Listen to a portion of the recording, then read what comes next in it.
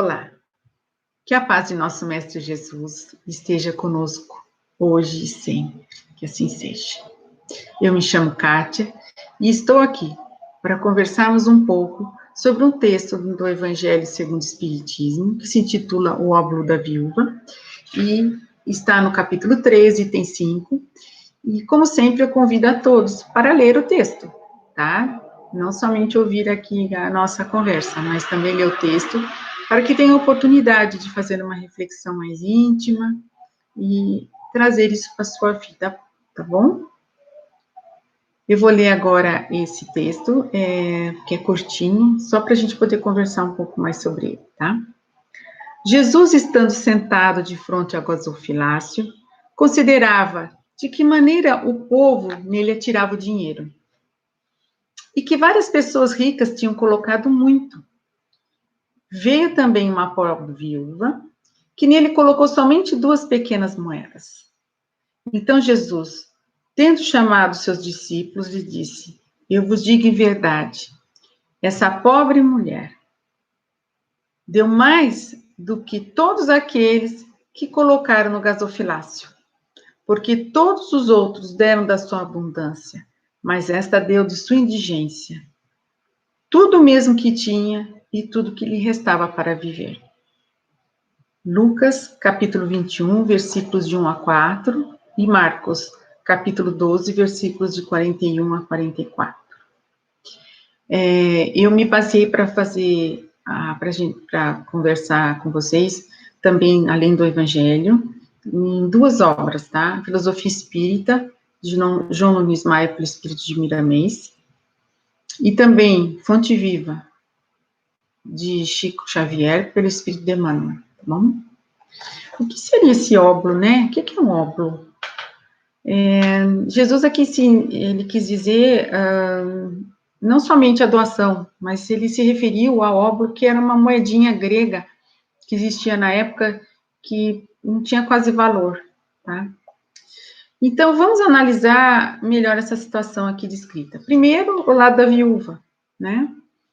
Que representa aqui as pessoas pobres, sem recursos materiais, e que fez uma doação repartindo o pouco que possuía. Talvez até o que precisava para se alimentar, né?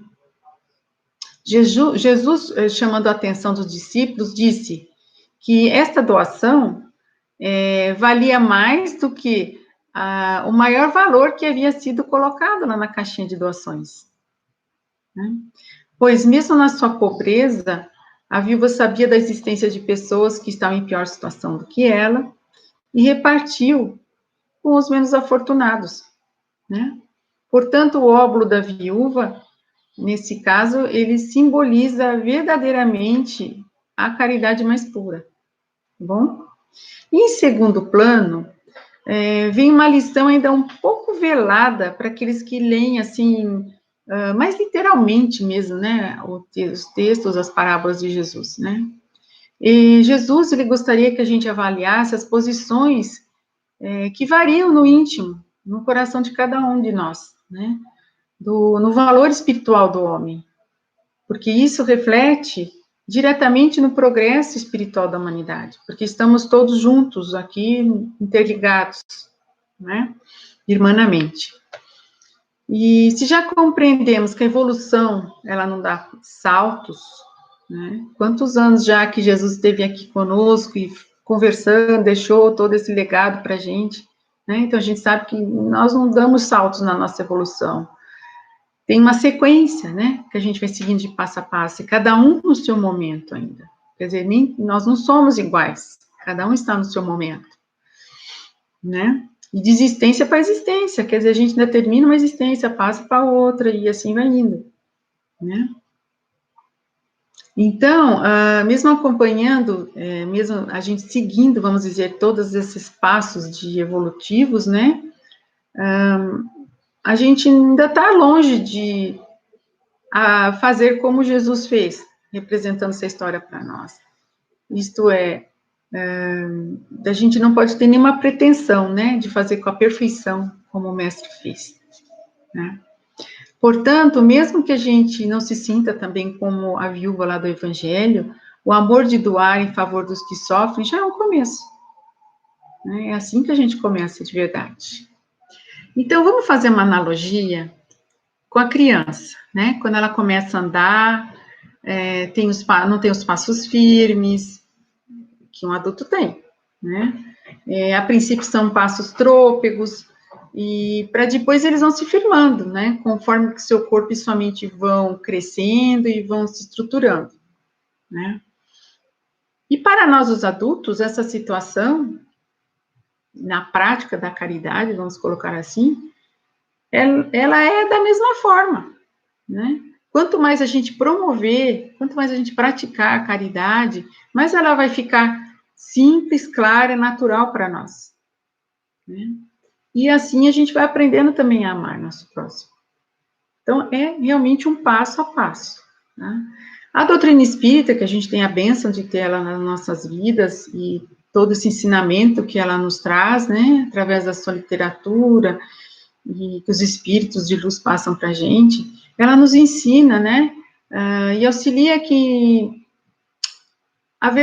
a entender que a verdadeira caridade,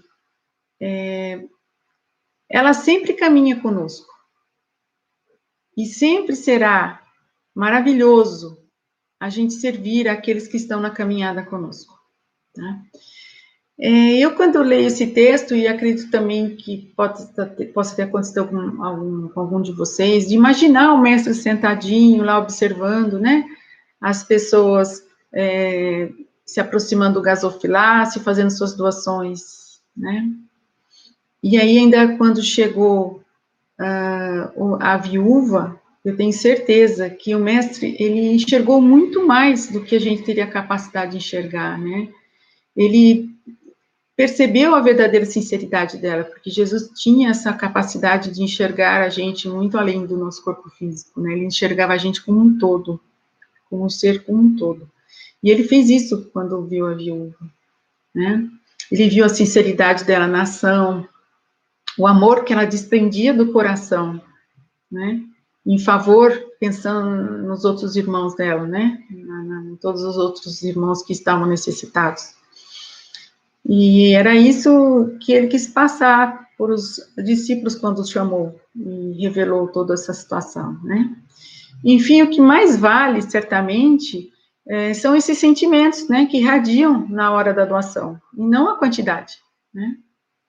E nesses dias atuais, né, quando a oportunidade de promover a caridade bater na porta de cada um de nós, mesmo que a gente não tenha alcançado os sentimentos de fraternidade, né, no coração, a gente não pode perder essa oportunidade, porque ela é muito abençoada. Porque é muito abençoado a gente levar o alívio aos necessitados, mesmo que seja na forma do alimento, para saciar a fome, ou para a roupa, para vestir um corpo, dentro da necessidade material que aquele ser estiver precisando. Se a gente puder fazer isso e aliviar, com certeza a gente não pode perder a oportunidade. De qualquer forma, realmente é uma dádiva, né? E desde quando que se sirva de amparo para todos que sofrem, né? O Miramês, né, que é um dos livros que eu falei que eu peguei como referência, ele cita a questão 646 do Livro dos Espíritos, e ele destaca uma frase que é a seguinte: em melhor conta tem Deus o pobre que divide com o outro o seu único pedaço de pão, do que o rico que apenas dá do que lhe sobra. É importante a gente observar que Miramês, ele enfatiza nessa frase a palavra divide, né? Para que a gente possa entender o sentido oculto desse assunto, tá? Porque há muitos acham que a caridade verdadeira, aquela, entende, né? Interpreta que é quando o pobre dá tudo que tem, ficando sem nada, o suficiente, o mínimo para ele sobreviver, né? E nem para matar sua fome. Não, ele está referindo assim, que é dividir aquilo que tem, para que tenha também condições para a sua sobrevivência, tá? Então, dividir é a caridade mais acertada, tá? E até o momento, agora a gente vai mudar um pouquinho, a gente refletiu sobre a caridade de bens materiais. tá? Então, agora, nós vamos entrar numa outra reflexão, dizendo a seguinte frase de Jesus: os sãos não têm necessidade de médico, mas os que são doentes, que também é uma passagem de Lucas, capítulo 5, versículo 1. E é justamente com esse texto de Jesus que Emmanuel, no seu texto, lá no livro que eu já citei, no Fonte Viva, que se intitula Alguma Coisa, se não me engano é capítulo 28, eles nos lembra desses ensinamentos de Jesus. E também nos diz o seguinte: nós vivemos num planeta onde se encontra repleto de enfermos de toda sorte, inclusive nós mesmos, né? E nunca nos faltarão oportunidades para praticar a caridade onde estivermos. Esse ato de amor está muito além da gente doar dinheiro, roupas, alimentos, coisas materiais, né?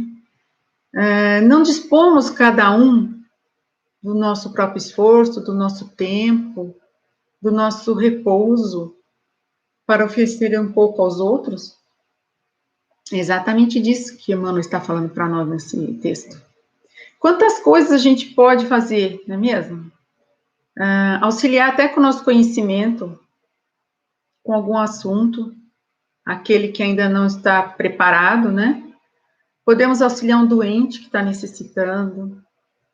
Podemos levar uma luz que a gente alcançou no nosso coração, para aqueles corações ainda que estão escurecidos, né? Entristecidos. Dividir um pouco a nossa fé, mostrar a nossa fé para esse ser, né? Ajudar, quem sabe, encaminhar um irmão, se a gente puder, para ter um trabalho mais digno. Cuidar da nossa própria saúde, gente. Olha que coisa mais deste momento agora de pandemia, né? Cuidar da nossa própria saúde, para que a gente não transmita Covid para os outros que estão ao nosso lado. Eu não estou falando só das pessoas da nossa família, não. Estou falando das outras pessoas que estão ao nosso lado mesmo, né? Coisa muito importante isso. Beneficiar os necessitados com vibrações das nossas preces. A gente sempre convida todo mundo para fazer as vibrações das 22 horas, né? Por várias coisas que a gente tem, sempre vários convites para fazer essas vibrações coletivas. Enfim, com boa vontade, humildade, disposição sempre, auxiliar sempre com carinho. Então, sempre encontraremos aqueles que possuem dificuldades maiores que as nossas. E sempre encontraremos também pessoas que têm menos dificuldades do que nós e que estão dispostas a nos auxiliar. Então, nós vivemos nesse planeta como se fosse uma grande corrente de elos, né? Todos unidos, de uma mão, dando a mão para a outra. Aquele que pode auxilia aquele que está mais necessitado, e sempre vai ter alguém mais e menos que a gente. Esse é o momento nosso. Todo bem que a gente promove beneficiará primeiro a nós mesmos. Então, assim, nossos hormônios, nosso sistema nervoso, imunológico, tudo funciona melhor quando a gente promove o bem, quando a gente exercita o amor, né? E o exemplo que a gente teve, quando Jesus, né, multiplicou os pães, ele exemplificou isso para a gente. Que é possível a gente fazer. Logicamente que nós não vamos fazer esse milagre que Jesus fez de multiplicar os pães. Mas quem disse que uma pessoa bem intencionada não consegue pegar um pão e dividir o suficiente para que farte a fome de todos? Eu acredito nisso, isso é possível, sim. Né? O amor é tudo, gente. O amor é tudo. É o que move todas as dádivas verdadeiras. Então, vamos fazer nosso melhor com amor, que colheremos os melhores frutos em nossa caminhada. Então, mais uma vez, a gente gosta sempre de enfatizar isso, que aquilo que a gente faz para o outro, estamos fazendo primeiro para nós. Então, se estamos amando o outro, estamos amando a nós também. Estamos nos curando. Estamos caminhando para cada dia sermos mais felizes. Então, assim, aqui eu me despeço, agradecendo a todos e agradecendo também a Deus pela oportunidade e que possamos estar mais uma vez juntos, qualquer hora. Fiquem bem. Até a próxima.